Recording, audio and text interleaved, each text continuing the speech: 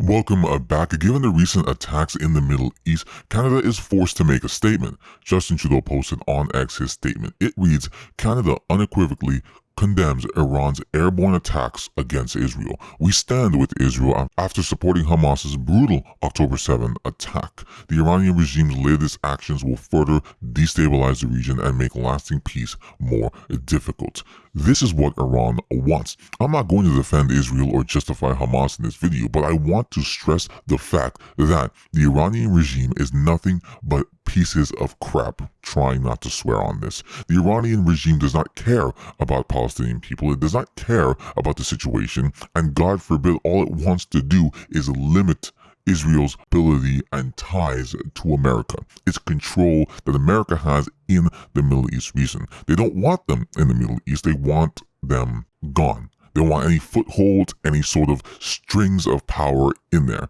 And if they can eliminate and push the Americans back, limit them, limit their resources, whatever it is they can do, and limit allies such as Israel, it gives them more power and more influence when they're gone in the region, which is ultimately what they want, control and power.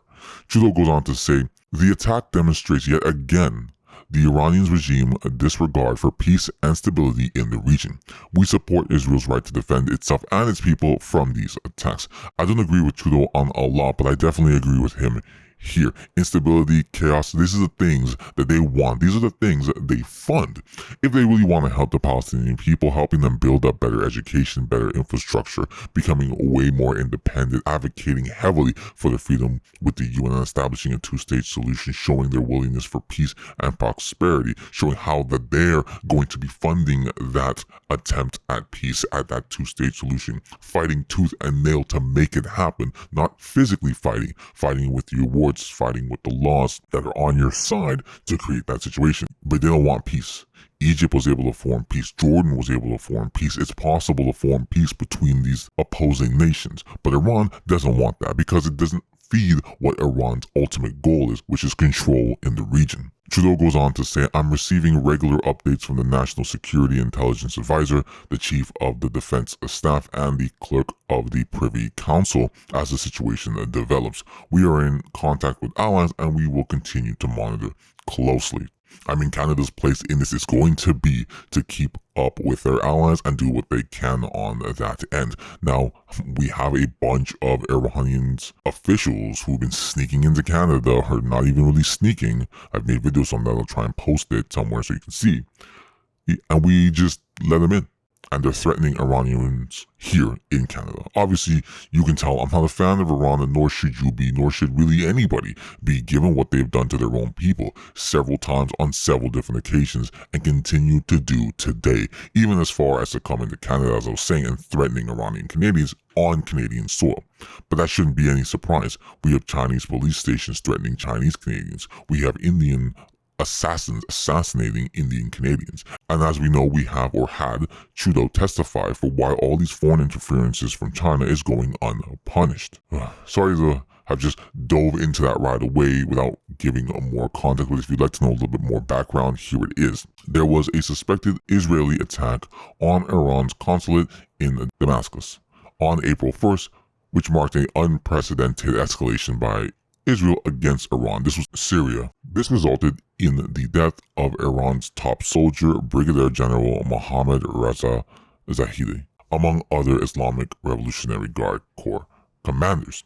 And so, in retaliation, Iran launched an unprecedented large-scale drone attack and missile attack at Israel Saturday night. Iran had this to say: if Israel or the US strike back, our response will be much larger than tonight's military action. If Israel retaliates against Iran, the Iranian Armed Forces Chief of Staff told state TV, adding that Tehran had warned Washington that any backing of Israel retaliation would result in US bases being targeted. I hate statements like this. It's so similar to the statement made by Vladimir Putin, so they're giving themselves an excuse to attack back. Like, we're going to attack, but you can't attack back, because if you attack back, then you give us reason to attack you back now. Like I said, Putin has done this before, so he had said in a statement that he had told the United States to stay away from Ukraine, or told NATO to stay away from Ukraine, do not get involved with, do not join up Ukraine and NATO. Otherwise, they would have to attack. So I told you not to do it, so if you do it, it's your fault. Я хочу еще раз все-таки подчеркнуть это. Я говорил, но мне очень бы хотелось, чтобы вы меня услышали все-таки в конце концов. И донесли это до своих читателей, зрителей и пользователей в интернете.